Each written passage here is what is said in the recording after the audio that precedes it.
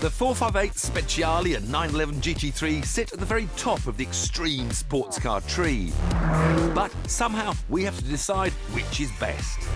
3 tests will determine which offers the best combination of handling, performance and road manners. And because there's a lot at stake here, Fifth Gear has drafted in a man whose job it is to assess machines like this. Motoring journalist Chris Harris.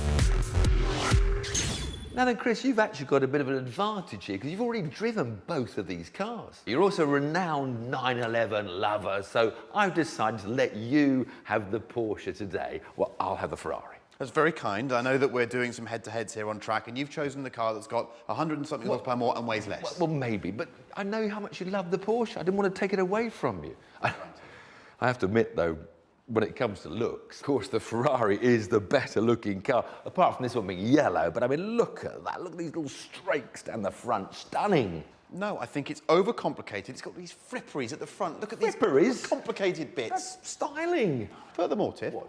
The price. Well, it starts at £206,000. So it's more than twice the price of this vehicle. So I'm talking bang per buck. This is the one. You might have a point there.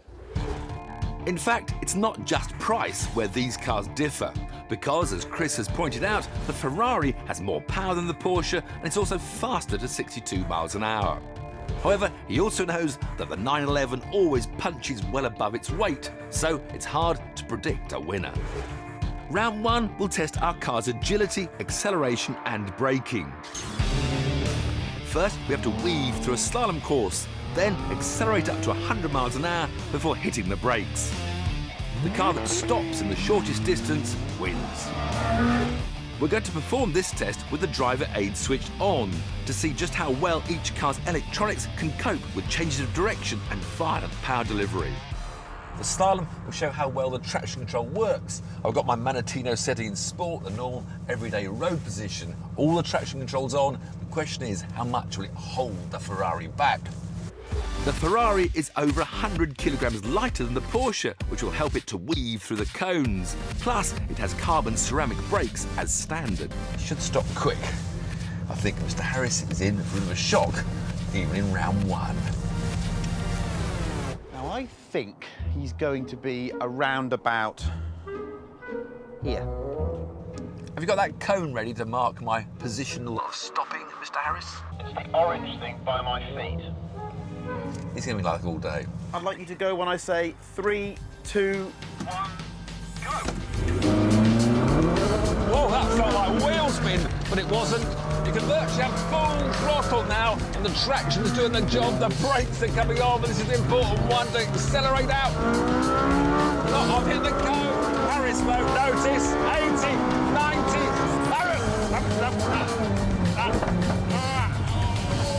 oh. Don't mention the cone. I was literally about 4 feet off, come on. Did you hear the gearbox? That's in automatic mode. You hear it changing down as I brake hard. It's mega. I mean, and what's the penalty for knocking that cone over? Ah, you noticed that, did you? I just tickled it. It won't make any difference. Even with the safety aids engaged, the Ferrari has swept through the course and, thanks to its race-spec brakes, brought me from 100 to a halt in an extremely short distance. It was a tough target for the Porsche to beat, but never discount German engineering. 911's interesting. It should be inherently disadvantaged because it's rear-engined and the Ferrari's mid-engines. The Ferrari should change direction better, but the Porsche's got this clever rear-wheel steering which effectively shortens the wheelbase in the way that the car behaves.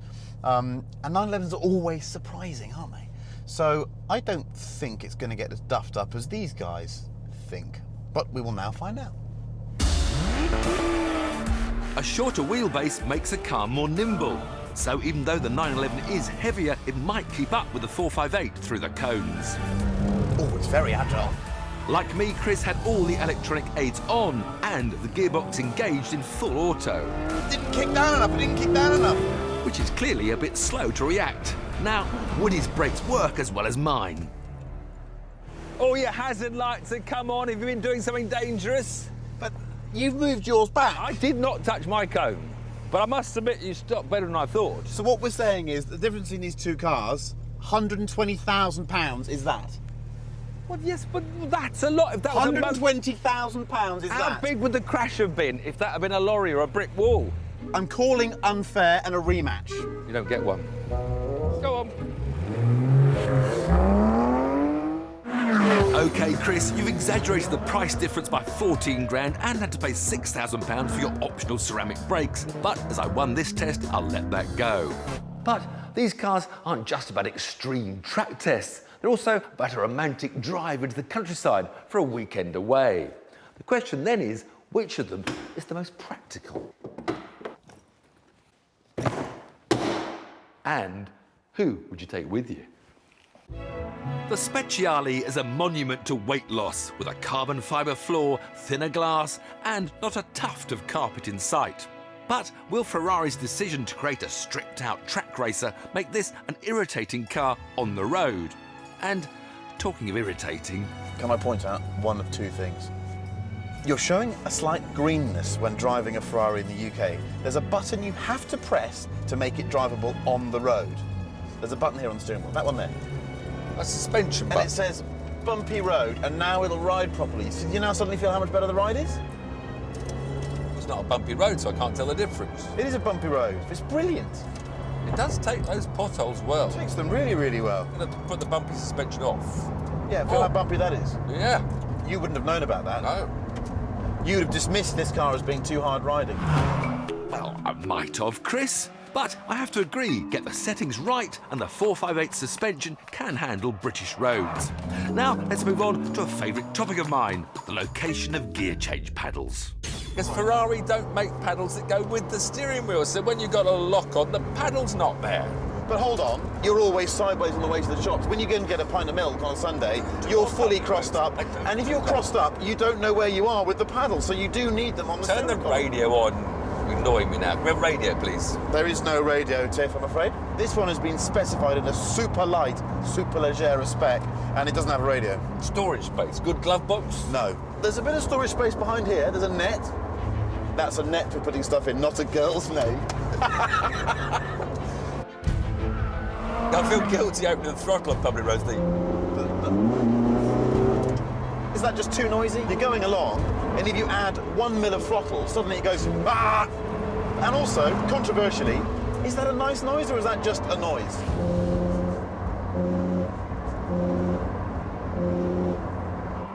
But I discovered that if you make a lot of noise, your passenger suddenly goes very quiet.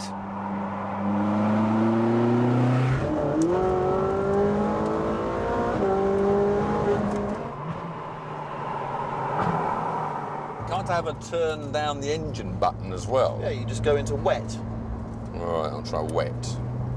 I shouldn't kick down quite as easily. Look at that, isn't that beautiful? What do you think You're of the arriving at this in a yellow Ferrari.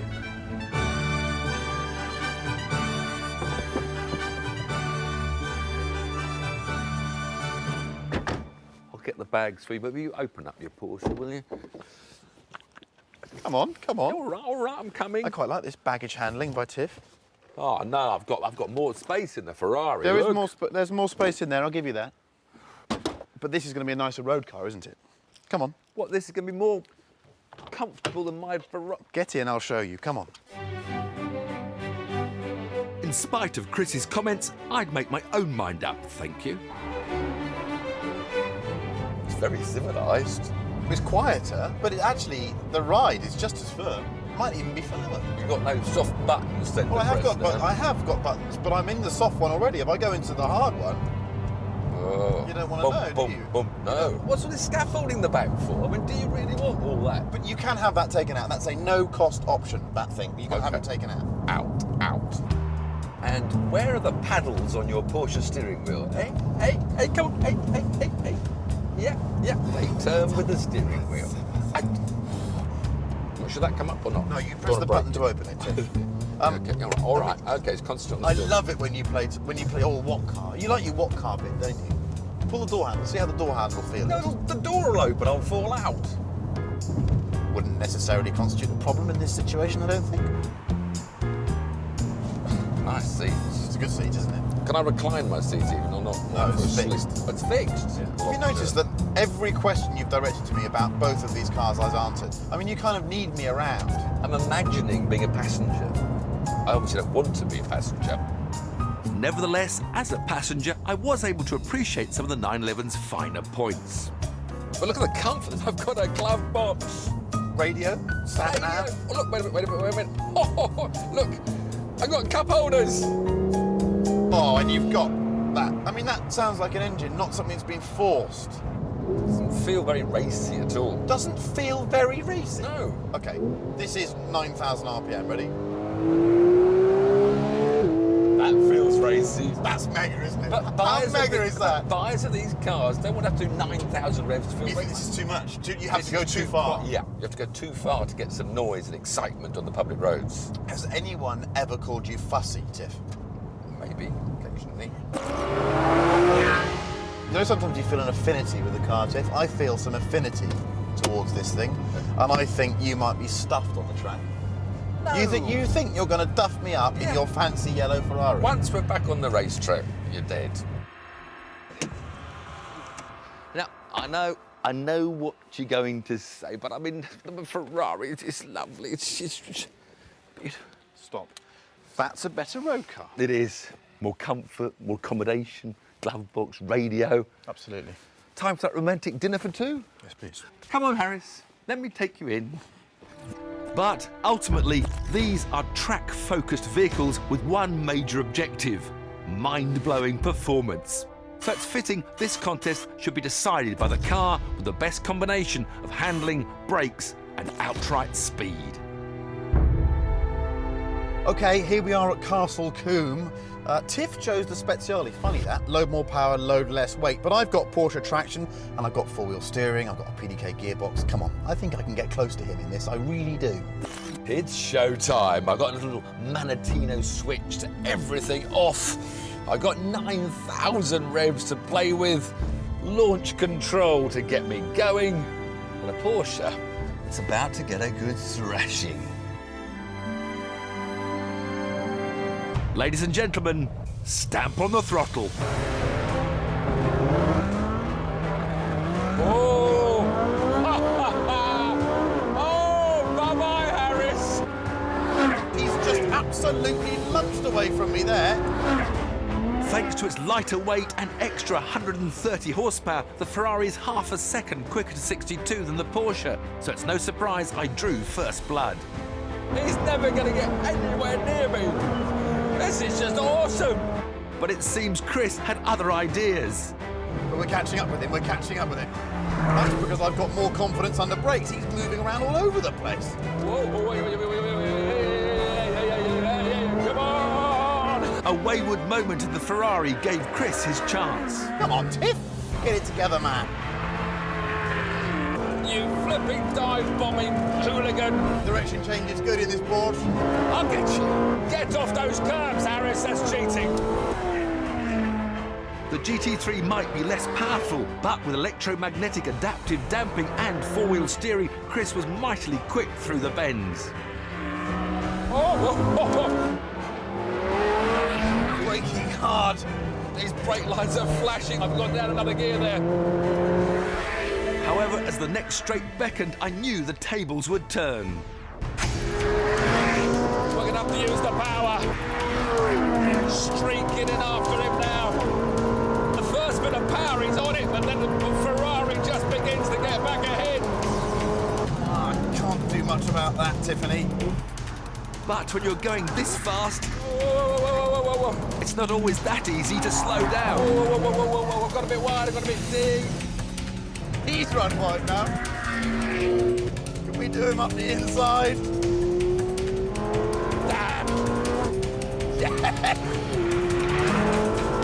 I'm not going to follow him again now. We'll have to dive bomb him under the Ferrari. I can't turn in there, mate. Chris had nearly 500 horsepower under his right foot, but with my 458 to chase down, that still wasn't enough. Come on. Listen to the engine wailing. Whoa! I don't mind being beaten by something when it looks that good. Oh! Every time he puts his foot down, there's another few yards. Oh, the lights on my steering having redder and redder. I've got to stay ahead. I can't let him do one of his great braking manoeuvres. It's a grunt issue, I'm afraid. One more corner for another famous Ferrari victory.